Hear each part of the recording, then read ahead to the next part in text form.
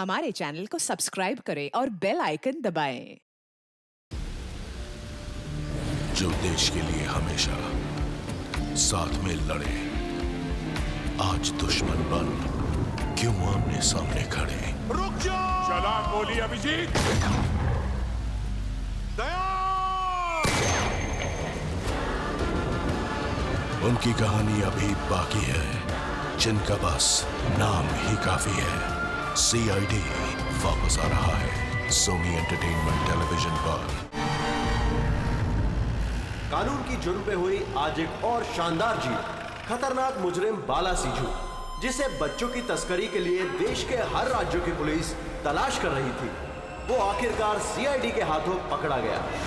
अब CID की team बाला से पूछताछ करेगी और बाला के इंटरोगेशन का वीडियो बना के उसे सबूत के तौर पर अदालत में पेश करेगी, ताकि बाला को सख्त से सख्त सजा दी जा सके।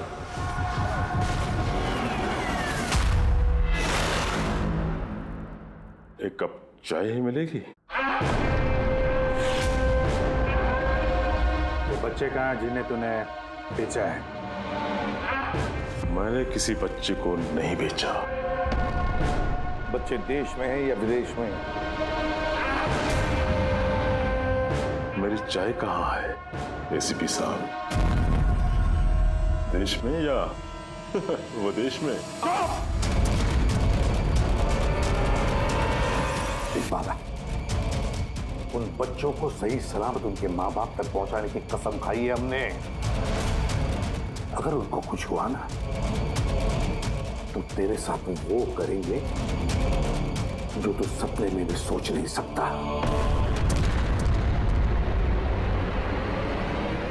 ACP साहब, आप मुझे धमकी दे रहे हो? हाँ? शुक्र मना हम लोग हैं तो सिर्फ बात कर रहे हैं। अगर दया होता ना तो क्या कर लेता वो? ज्यादा से ज्यादा मेरे लिए चाय बना के लाता वो।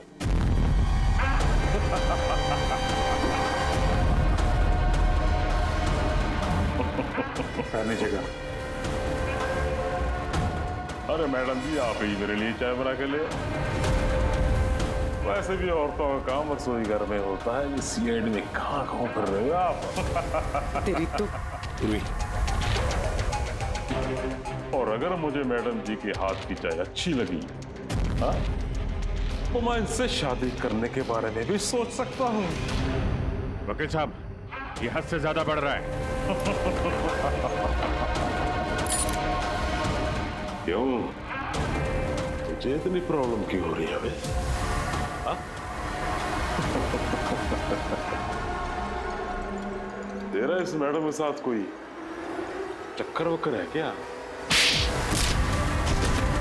ये आपने क्या किया? मेरे क्लाइंट पे हाथ उठाया आपने?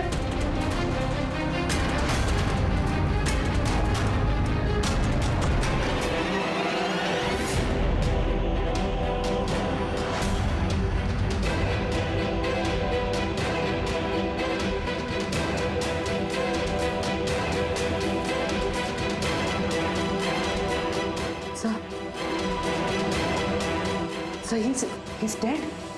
क्या?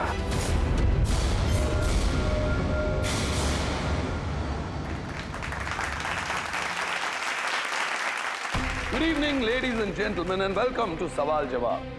मैं आपका होस्ट अभय कुमार आपका स्वागत करता हूं। आज का विषय या डिबेट है कि क्या हमारे देश में कानून के रखवाले कानून से बड़े हैं? आप सब लोग ने हाल ही में इस केस के बारे में सुना होगा, जहां CID के सीनियर इंस्पेक्टर मिस्टर अभिजीत पर बाला नामक एक क्रिमिनल की मौत का इल्जाम लगाया गया।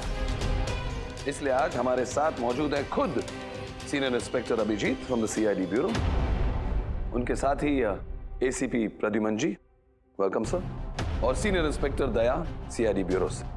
हमारे पैनलिस्ट हैं ex army officer mister Ranveer, ex IB officer Sanjeet ji और एक्स जज मिस मंदिरा, और साथ ही हैं क्राइम के सीनियर एडिटर मदन कुमार जी, और साथ में मौजूद हैं और सीनियर जर्नलिस्ट और ह्यूमन राइट एक्टिविस्ट। तो मैं शुरू करना चाहूंगा ह्यूमन राइट्स एक्टिविस्ट से। कहिए, इस केस के बारे में आपका क्या कहना है? इन इनके जैसे ऑफिसर्स की वजह से ही कानून का नाम खराब हो रहा है इस देश में। बिल्कुल ठीक। हाथ में गन या ताकत क्या आ जाती है, इन्हें लगता है कि अपने मनमर्जी करेंगे और मानव अधिकार की धज्जियां उड़ा देते हैं इन जैसे कानून के रखवाले। हाँ, मैं तो कहता हूँ कि इन पुलिस वालों से गन ही वापस ले लेनी चाहिए। गन चलाने की नैतिकता क्या होती है इन लोगों को समझ में नहीं आती। जी मैं तो ये कहूंगा कि ये लोग सिर्फ राई का पहाड़ बना रहे हैं। बाला सीआईडी वालों के साथ बदतमीजी कर रहा था। अब ऐसे में अगर हाथ उठ भी गया तो इसका मतलब ये तो नहीं है ना कि अभिजीत पर खूनी बनने का ठप्पा ही लगा दें आप लोग। और किसी मुजरिम से होता गलती से एक खून तो क्या आप उसे छोड़ देते हैं या फिर कोई आम इंसान से? नहीं ना। तो फिर जो नियम आम इंसान पे लागू होता है वो इन सीआईडी वाले पे क्यों ना हो? मिस मंदिर, आप कब से चुप बैठी हैं? इस विषय के बारे में आप क्या कहना चाहेंगे? अभी जी मैं चुप इसलिए हूँ क्योंकि जिस सीआईडी टीम की बहादुरी की मिसालें लोग देते हैं उनको आज यहाँ अपमान करना ठीक है क्या? देखिए, मेरे हिसाब से इस बहस का कोई अंत नहीं कि अभिजीत सही है या गलत। ये सब अपने अपने नजरिए पे डिपेंड करता है। अब मैं बात करना चाहूंगा एसीपी प्रद्युमन जी से, जिनका लंबा करियर जो देश के प्रति जिम्मेदारी और फर्ज से भरा हुआ है। इस केस में आप किसका साथ देंगे? सीआईडी के अभिजीत जी का या फिर कानून का? देखिए, आज तक मैं हमेशा कानून का साथ देता आया और आगे साथ देता रहूंगा। इंसाफ खो के रहेगा और मैं ये कहने का किसी को भी मौका नहीं दूंगा कि कानून हम सीआईडी वालों के लिए अलग है और आम लोगों के लिए अलग। जब तक इंक्वायरी कमीशन का डिसीजन नहीं आता तब तक सीनियर इंस्पेक्टर अभिजीत सीआईडी की ड्यूटी से सस्पेंड रहेंगे।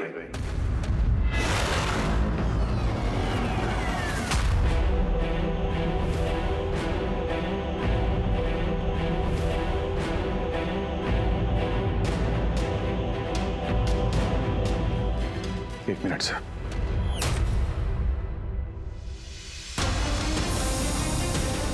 तो मेरे बारे में लोग क्या कहते हैं इससे मुझे कुछ फर्क नहीं पड़ता। अभी आपके मुंह से जो कुछ सुना बहुत तकलीफ हो रही है सर। जो कुछ हुआ आपके सामने हुआ, आप वहीं पे मौजूद थे। अपने दिल पे हाथ रख के कहिए सर कि मैंने जानबूझ के उस आदमी को मारा है। और अगर आपका जवाब हाँ है तो मैं बिना किसी अदालत के फैसले के खुद फांसी के फंदे के सामने जाके खड़ा हो जाऊंगा। अभिजीत, रिलैक्स। नहीं यार दया, बस। अच्छा मजाक बना रखा है। हर कुछ महीनों में कुछ लोग हमारे ऊपर इल्जाम लगाते हैं और सर हमारा साथ देने के बजाय हमें सस्पेंड कर देते हैं। और आप लोग बड़ी बड़ी बातें कर रहे थे मानव अधिकार की। क्या कह रहे थे आप? हमारे हाथों से गन ले लेनी चाहिए। अगर आज आप लोग अपने घरों में सुरक्षित तरीके से होली दिवाली मना रहे हैं वो इसलिए कि हमारे हाथों में गन्स हैं। हम लोग रात भर जागते हैं ताकि आप लोग चैन की नींद सो सकें। जब मुजरिम यहां सर पे बंदूक तानता है, छाती पे गोली चलाने वाला होता है और तब आपको यह याद दिलाया जाता है कि आपको पलट के मुजरिम पे वार नहीं करना है, सिर्फ टांग पे गोली चलानी है। उस दिन मैं आपसे ह्यूमन राइट्स और मानव अधिकार की स्पेलिंग पूछूंगा। उस दिन। आज मैं दुनिया वालों के सामने खुल के बोलना चाहता हूं, बाला जैसे आदमी को जिंदगी जीने का कोई अधिकार नहीं। वैसे भी अदालत उसे फांसी की सजा देती ना। कुछ दिन पहले मर गया तो कौन सा तूफान आ गया।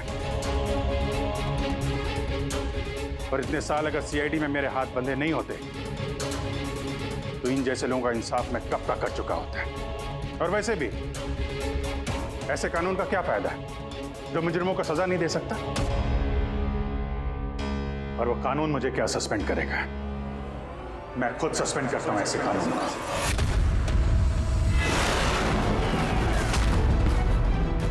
दिल में जज्बा और जेब में इस्तीफा लेकर हमेशा घूमता हूं मैं।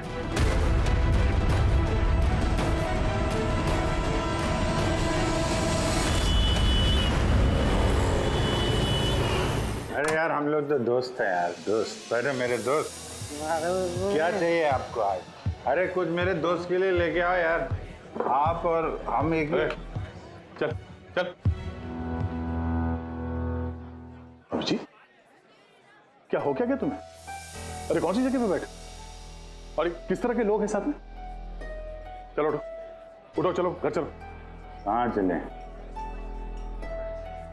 सीआईडी ब्यूरो ही तो मेरा घर था और मुझे वहां जाने की परमिशन नहीं। सर सब ठीक हो जाएगा सर, आप यहाँ से चलिए। सब ठीक हो जाएगा। इससे ज्यादा और क्या ठीक होगा? और अब मैं सीआईडी ऑफिसर नहीं हूं। कोई भी ह्यूमन राइट्स वाला, कोई भी इंक्वायरी कमीशन मेरा कुछ नहीं बिगाड़ सकती। सारे मुजरिमों को एक एक करके मार डालूंगा मैं, और तुम लोग भी मेरा कुछ नहीं कर सकते। और ना वो तुम्हारा एसीपी प्रद्युमन। जाओ उसके पास जाओ तुम लोग, मुझे तुम लोगों की शक्ल नहीं देखनी। जाओ। अभिजीत, तुम होश में भी हो? तुम्हें पता है तुम क्या बोल रहे हो? अरे छोड़ो यार, ये दोस्ती दिखानी थी ना तो उस दिन दिखानी चाहिए। आज ये अपनेपन का ढोंग करने की कोई जरूरत नहीं है। क्या बोला तुमने? ढोंग? तुम्हें ये ढोंग लग रहा है? और क्या? सही है, एकदम सही है। सर जाओ जाओ, तुम भी निकलो।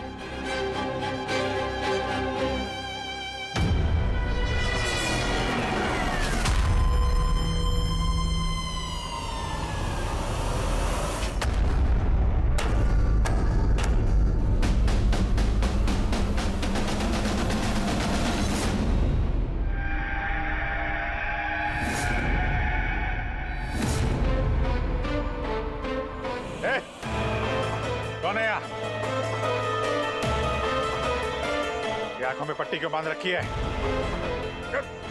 बोलो मुझे, कहां लेके आ गए? कौन हो तुम लोग? खोलो मुझे।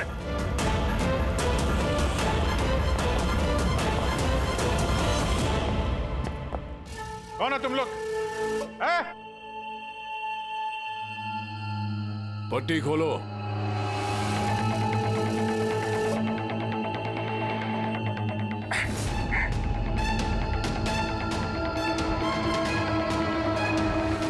जानते हो किसे किडनैप किया तुमने?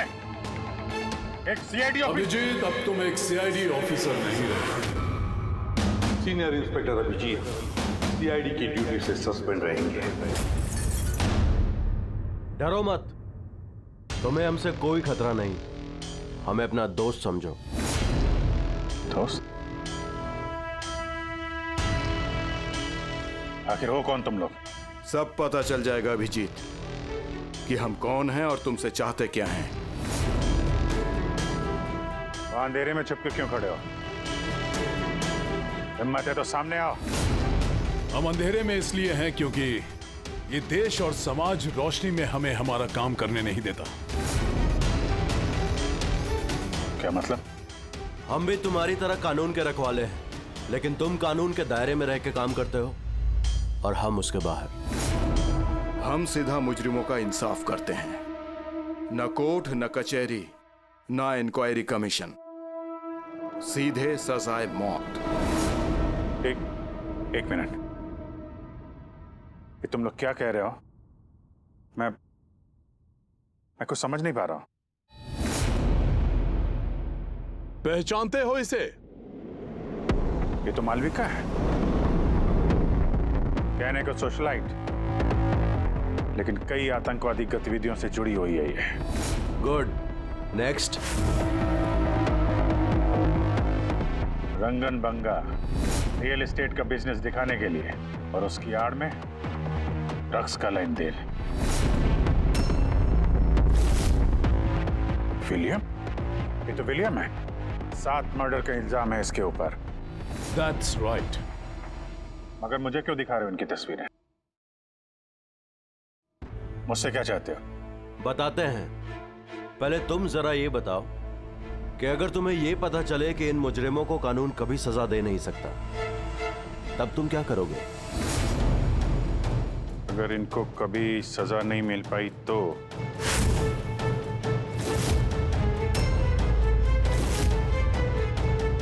मैं खुद मार दूंगा इनको। वैसे भी किसी भी मुजरिम को इस धरती पे सांस लेने का हक नहीं है। सबको कुचल के मार देना चाहिए, सबको। Very good.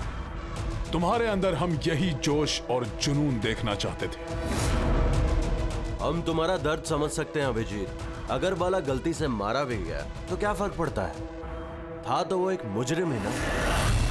अब तुम ही बताओ अभिजीत, इतने सालों की ड्यूटी का ये जो सिला मिला है तुम्हें, क्या ये ठीक है? इनके जैसे ऑफिसर्स की वजह से ही कानून का नाम खराब हो रहा है इस देश में। और मानव अधिकार की धज्जियां उड़ा देते हैं इन जैसे कानून के रखवाले। हाथ में गन या ताकत क्या आ जाती है? इन्हें लगता है कि अपनी मनमर्जी करेंगे। नहीं, बिल्कुल ठीक नहीं है। सिर्फ मैं ही जानता हूं सम्मान का घूंट पीने से क्या बीत रही है मुझ पे। किस आग में चल रहा हूं मैं।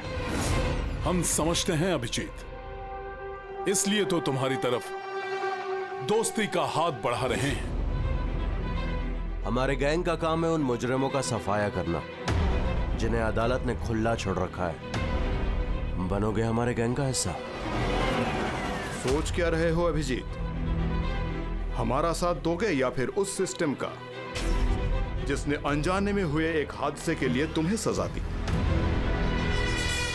मैं नहीं जानता कि तुम लोग कौन हो, पर जब लड़ाई जुर्म और मुजरिमों के खिलाफ है तो अभिजीत का जवाब हमेशा हाँ है। और इससे पहले तुम्हें अपनी वफादारी की परीक्षा देनी होगी। वफादारी की परीक्षा? कौन है आदमी? छगन आज तक 5 औरतों को मार चुका है और अदालत ने इसे दिमागी रूप में बीमार करार देकर रिहा कर दिया। लो रिवॉल्वर और चलाओ गोली।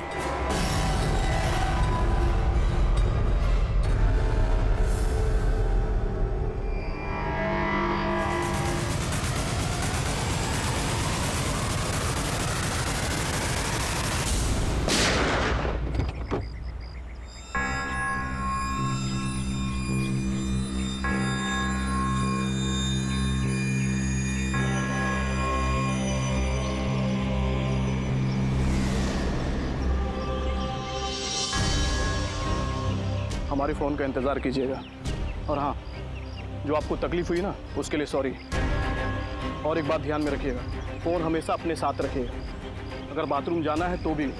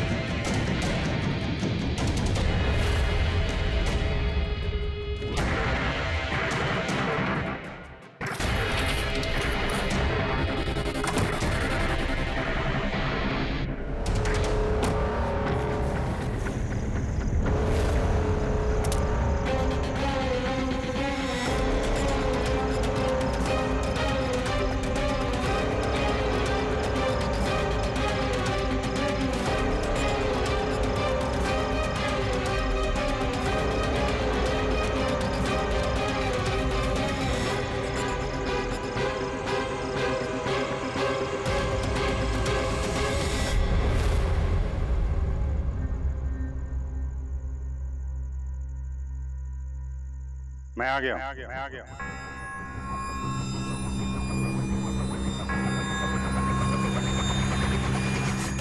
हमारा अंदाजा सही निकला। मतलब जो कहानी हमने फैलाई थी वो मान लिया उन लोगों ने, और चारा ही क्या था। जिस जाल में वो लोग फंसे हैं उसे हमने 1 महीने पहले ही फेंका था। सर, इतने खतरनाक मुजरिमों का एक के बाद एक कैसे खून हो जाना, ये संयोग नहीं हो सकता सर। सर, इन सब मुजरिमों का ये नया दुश्मन कहाँ से आ गया? आ गया या आ गए? इन पांचों का कोई एक ही दुश्मन होना जरा मुश्किल लगता है। पर सर, अलग अलग दुश्मन है तो फिर सबने एक साथ हमला कैसे किया? पूरी लोग अलग अलग हो सकते हैं, लेकिन गैंग एक ही है, मकसद भी एक ही, बुरे लोगों का खात्मा करना। लेकिन कानून को अपने हाथ में लेकर अलग अलग शहरों पे अलग अलग टाइम पे खून करना, इतनी लंबी प्लानिंग किसी एक आदमी के बस की बात तो नहीं है। बिल्कुल ठीक कह रहे हो अभिजीत। लगता है कुछ मिल गया तुझे, हैं? हाँ बस। क्या? बस इसमें कोई एक खूनी नहीं है, क्योंकि अधिकतर हर एक खूनी का खून करने का अपना एक खास पसंदीदा तरीका होता है, लेकिन यहां पर ऐसा नहीं। ये देखो, इसे गोली मारी गई है। गोली बहुत दूर से मारी गई है, लेकिन गोली सीधी जाकर के दिल में लगी है, 1 इंच भी इधर उधर नहीं। दूसरा, इसे मार्शल आर्ट के किसी एक खास मूव से मारा गया है, बहुत ही खतरनाक, एक झटके में चित। और ये तीसरा मर्डर? ये तीसरा, इसे जहर से मारा गया है। एक खास नुकीली चीज से जहर इंजेक्ट किया गया है सीधा आर्टरी में। जहर तुरंत खून में मिल गया और ये खत्म। तो तीसरा मर्डर भी किसी एक्सपर्ट ने किया है सर? हाँ जी, पहला शार्प शूटर, दूसरा मार्शियल एक्सपर्ट, और तीसरा खास तरीके से जहर का इंजेक्शन देने वाला। ये जो भी है, इन्होंने अलग अलग तरीके से जान लेने की ट्रेनिंग पाई है, जैसे कोई स्पेशल एजेंट। और शायद इस गैंग में इस तरह की सोच रखने वाले और भी लोग शामिल होंगे जो समाज से मुजरिमों को मिटाना चाहते हैं। सर, अगर ये लोग इतने एक्सपर्ट हैं तो ना ही कोई सुराग छोड़ेंगे, ना ही कोई पहचान। इन तक पहुंचेंगे कैसे? लोहा लोहे को काटता है पूर्वी। इन लोगों की गैंग तक पहुंचने का एक तरीका है, बाला की मौत का नाटक। सब कुछ प्लान के मुताबिक चल रहा था सर। फिर उन्होंने मुझे एक आदमी के ऊपर गन तान के ट्रिगर दबाने को कहा। और तुमने ट्रिगर दबा दिया? Yes sir. क्या मतलब है ये सब? हाँ? कहा था ना हमने, तुम्हारी परीक्षा ली जाएगी ये देखने के लिए कि तुम इस काम को अंजाम दे सकते हो या नहीं। मुझे किससे मारना है? एक ऐसा इंसान जो इंसान कहलाने के लायक भी नहीं है, देश के उत्तरी राज्यों में ड्रग्स का धंधा करता है, और न जाने इसकी वजह से कितने नौजवान अपनी जिंदगी बर्बाद कर चुके हैं। उसका नाम? अपने आप को बहुत बड़ा बिजनेसमैन समझता है, लेकिन ड्रग डीलिंग ही उसका असली काम है। एक बार वो शहर में वापस आ जाए, बस उसके बाद उसका काम तमाम। नाम में क्या रखा है? गोली मारने के ठीक 1 घंटा पहले तुम्हें बता दिया जाएगा कि कब और कहां गोली चलानी है। ट्रिगर कैसे दबा दिया? उसे कुछ हो जाता तो, मारा जाता तो? नहीं दया, कुछ नहीं होता। वो गन के वजन से मैंने अंदाजा लगा दिया था, अंदर कुछ गोलियां वोलियां थी नहीं। अभिजीत, अब उनके रंग में इस कदर रंग जाओ कि रत्ती भर तक शक ना करे वो लोग। यही एक तरीका है उन तक पहुंचने का। लेकिन इसके पहले वो कुछ बड़ा अंजाम करें। अगर हम उनके अड्डे तक पहुंच जाएं और उन्हें वहां गिरफ्तार कर लें तो? मगर उनके अड्डे तक पहुंचेंगे कैसे? तुम्हारे आंखों पर तो पट्टी बांध रखी थी। पट्टी बंधी थी दया, लेकिन उनके अड्डे से घर पहुंचने तक मैंने रास्ते को अच्छी तरीके से महसूस किया है, और जो कुछ मुझे लगा मैंने इस पेन ड्राइव पर रिकॉर्ड किया है। ये मेरे कपड़े हैं, जूते हैं, इनसे भी शायद कुछ मदद मिले उनके अड्डे तक पहुंचने के लिए। सर, जो भी करना है जल्दी करना होगा। कभी भी मुझे वो फोन आ सकता है ड्रग डीलर को मारने के लिए। मैं नहीं चाहता कि ऐसा कोई काम करूं जिसकी इजाजत मुझे देश का कानून नहीं देता। जब तक कानून नहीं कहे हम किसी की जान नहीं ले सकते, फिर वो चाहे मुजरिम ही क्यों ना हो।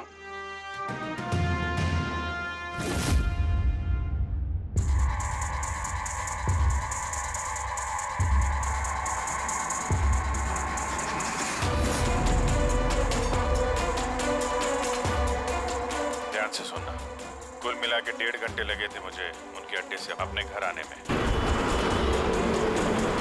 कार की स्पीड 60 के ऊपर नहीं गई होगी। 15 मिनट गाड़ी ट्रैफिक जाम में फंसी हुई थी। 10:15 उस वक्त मुझे किसी की अर्थी जाती हुई सुनाई थी। और हाँ, जब हम अड्डे से निकले थे तो वहाँ कहीं मंदिर में आरती हो रही थी लाउड स्पीकर पर।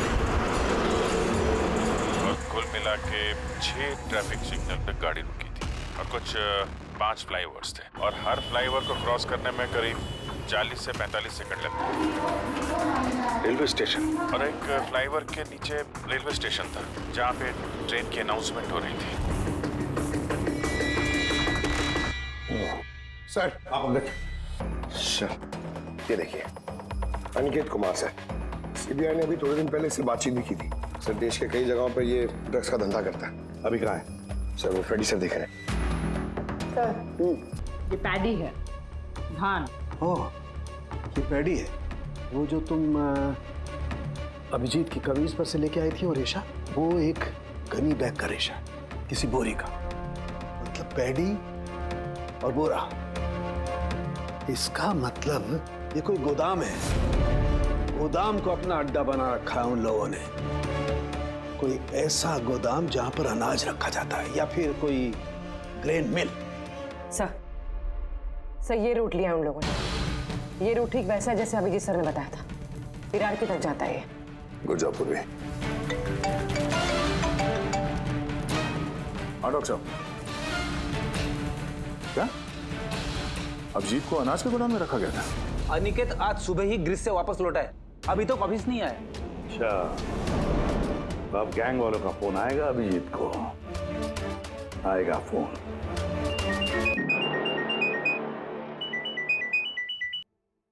हेलो, आपके लिए एक खुशखबरी है अभिजीत सर। जिस घड़ी का आपको इंतजार था वो आ गई है। आज आपके शुभ हाथों से एक मुजरिम को सजा मिलेगी। ठीक 1.5 घंटे के बाद एक काले रंग की गाड़ी आएगी आपके पास और बता देगी कि आपको किस पे और कहां गोली चलानी है। मगर राइफल कौन सी है? क्या फर्क पड़ता है राइफल कौन सी है? आपको तो सीआईडी ट्रेनिंग में हर किस्म की ट्रेनिंग दी जाती है ना? मैंने ट्रेनिंग तो मुझे सारे हथियारों की है, लेकिन मेरे पास सिर्फ एक ही चांस है गोली मारने का। तो अगर मुझे पता हो हथियार कौन सा है तो थोड़ी आसानी होगी। RS 451। Okay, RS 451।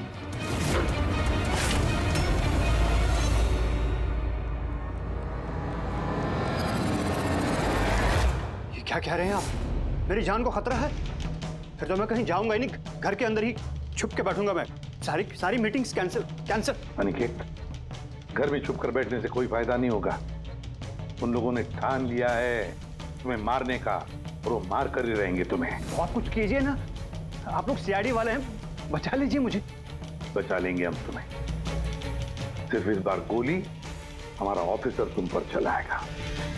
तुम्हारे इन कपड़ों के अंदर एक बुलेट प्रूफ जैकेट होगा और कुछ खून के पैकेट्स। अगर निशाना इधर उधर चला गया तो?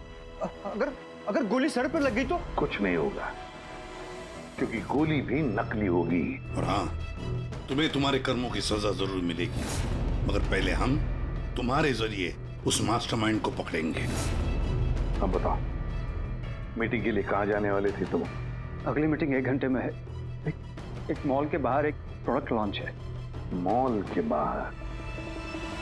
हेलो, मुझे लगता है मिशन कैंसिल करना पड़ेगा। मगर क्यों? बाला जिंदा है।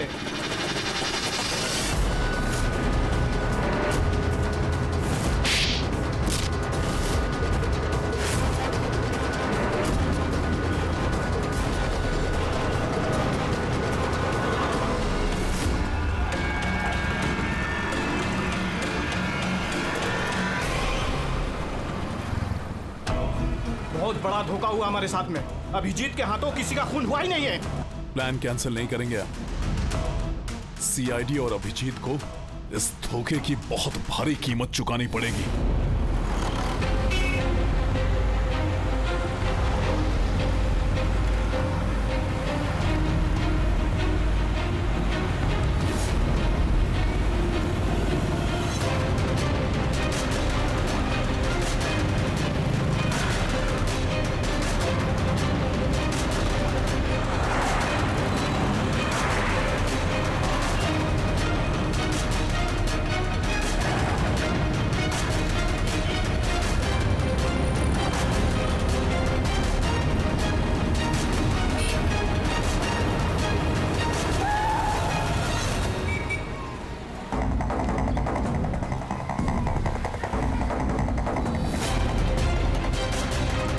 यहाँ पे वो आदमी आने वाला है। पर वो आदमी आया कौन? सब्र रख, पता चल जाएगा। चल तुझे वो जगह दिखाता जहाँ से तुझे गोली चलानी है उस पे।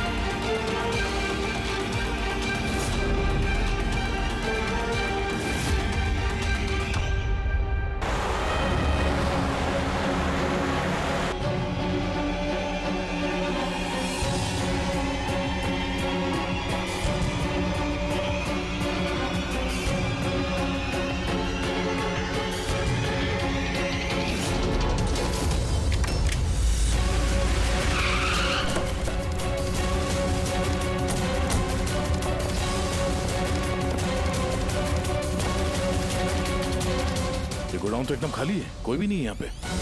हाँ सर, ये वो गोदाम तो नहीं लग रहा है जिसे हम ढूंढ रहे हैं। ओ भाई साहब, कौन है आप लोग? क्या चाहिए? तुम यहाँ पे काम करते हो? ये गोडाउन को इस्तेमाल कर रहा था क्या? नहीं तो पिछले 2 साल से बंद पड़ा हुआ है और ये गोदाम हमारे बॉस को बेच रहे हैं। अब क्या खरीदने आए? अगर ये वो गोडाउन नहीं है तो फिर कौन सा गोडाउन है?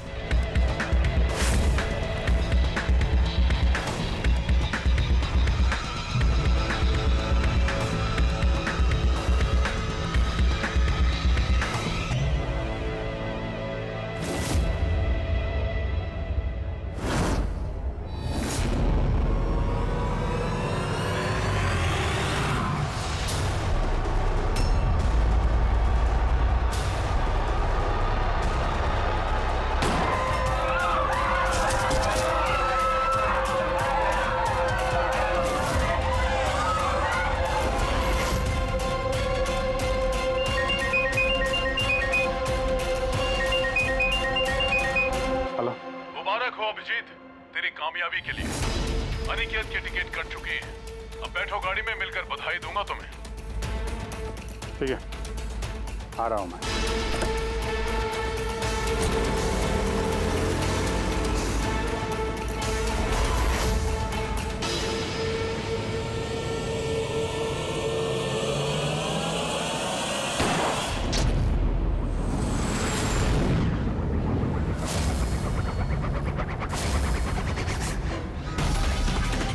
पंकज, पूरा छोड़ना नहीं। Oh no sir. क्या हुआ? सर मुझसे एक गलती हो गई। वो तिलक नगर वाला गोदाम मिस हो गया। सर ये देखिए, सर वहाँ पर भी मंदिर है, स्मशान है, फ्लाईओवर है और रेलवे ट्रैक है। कहीं ये वही गोडाउन तो नहीं है? कितनी दूर है यहाँ से? सर ट्रैफिक है तो 40-45 मिनट लगेगा। सर मुझे को पता था हमारे प्लान का। अभिजीत सर नकली गोली चलाने वाले थे। अभिजीत की जान को खतरा है, दया को फोन करना होगा। दया, देखो अनिकेत पर किसने गोली चलाई है, असली गोली। हाँ, अभिजीत की जान को खतरा है। उनके अड्डे का पता चल गया? नहीं सर, ढूंढ रहा हूँ। जल्दी जल्दी दया, टाइम नहीं है हमारे पास।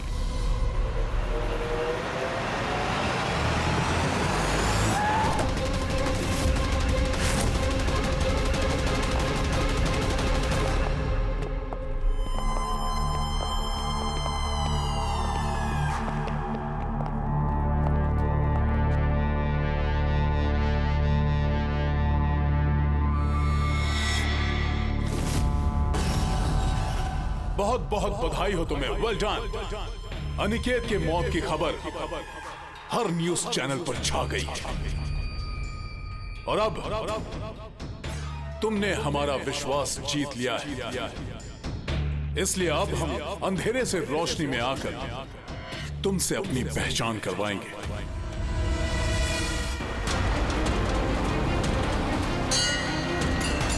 ये मंदिर है।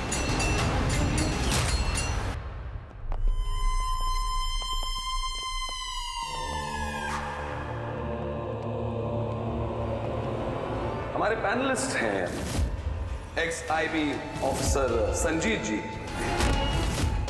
एक्स जज miss Mandira, ex army officer mister Ranveer. ओह,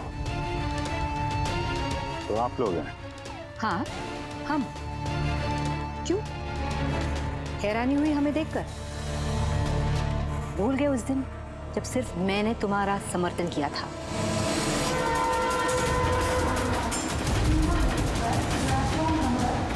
ये रेलवे स्टेशन। अभिजीत, हम सबका मकसद एक है, जुर्म का सफाया। मगर आपके ये चौथे साथी, इनको क्या हुआ है? ये सामने क्यों नहीं आ रहे? मैं सामने आऊंगा भी नहीं, क्योंकि तुम एक धोखेबाज हो।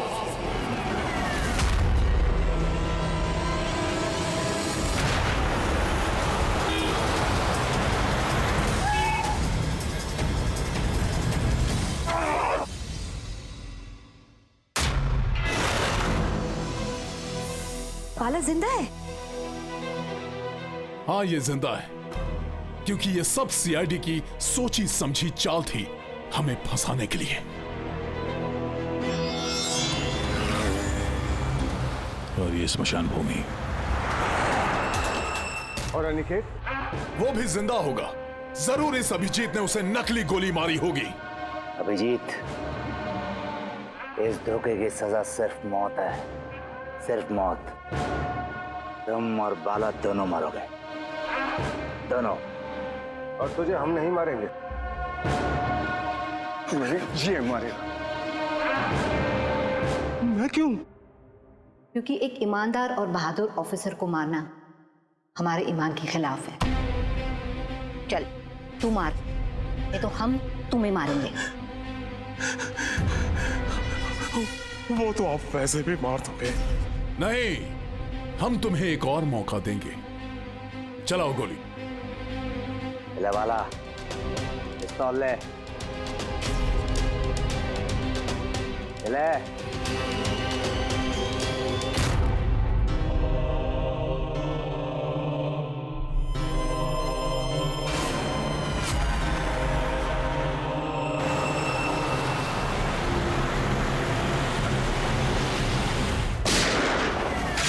हम लोगों ने जो कुछ भी किया उसका हमें बिल्कुल अफसोस नहीं। हम लोग भी देश के लिए कुछ करना चाहते थे, जैसे आप लोग करना चाहते हो। देश के लिए कुछ कर गुजरना बड़ी अच्छी बात है, पर जो रास्ता तुम लोगों ने अपनाया ना, वो गलत है, कानून के खिलाफ है। तो कानून कौन सा 100% परफेक्ट है? ये वही कानून है जिसके चलते इतने सारे मुजरिम समाज में आजाद घूम रहे हैं। उस अनिकेत को भी आपने बचा लिया ना? हाँ, अनिकेत को हमने बचा लिया, सिर्फ गोलियों से, कानून से नहीं, समझे? रही बात परफेक्शन की, तो 100% परफेक्ट कुछ भी नहीं होता है, उसे बनाना पड़ता है। आप लोगों का तरीका क्या परफेक्ट है? क्या गारंटी है इस बात की कि अपनी सनक के चलते तुम लोगों ने सिर्फ गुनहगारों को ही मारा है, किसी निर्दोष को नहीं? अब उसी अदालत के सामने जाकर अपनी शिकायत पेश करना उस अदालत से जिससे तुम इतने परेशान हो। अब वही अदालत तुम्हारा इंसाफ भी करेगी। अब पता चलेगा तुम लोगों को कि अपने देश के कानून की मर्यादा का एहसास क्या होता है। केस बड़ा ही पेचीदा था सर। हाँ, तो मुजरिम भी तो पकड़े गए और एक केस खत्म। चलो भाई, घर नहीं जाना क्या? मगर अभी एक अपराधी को पकड़ना बाकी है। क्यों दया? Hello CID. कौन है आप लोग? क्या चाहिए? मैं विक्रांत हूँ, क्राइम टीम से। हमें यहाँ की तलाशी लेनी है। ये सर्च वारंट है। तलाशी?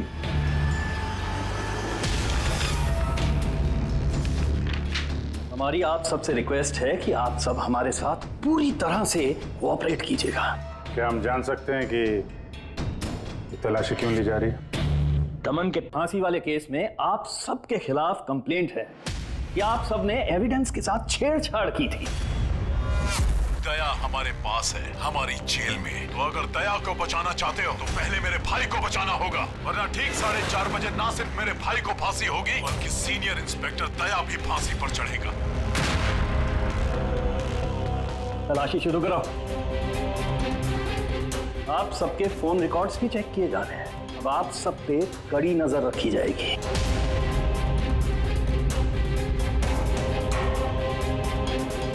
और हाँ, आप सबके साथ अकेले अकेले सवाल जवाब भी किए जाएंगे। मेरी आपको पर्सनल सलाह है, जो भी बोलना बिल्कुल सच बोलना। ये सीआईडी का फ्यूचर तय करेगा। सीआईडी से हैं, कोई पानी का बुलबुला नहीं। और तुम कौन होते हो हमारा फ्यूचर तय करने वाले? हाँ? सीआईडी की बुनियाद सच की नींव पे टिकी है। झूठ बोलना हमें आता नहीं। हाँ हाँ पता है, आप सीआईडी वाले हो, पता है।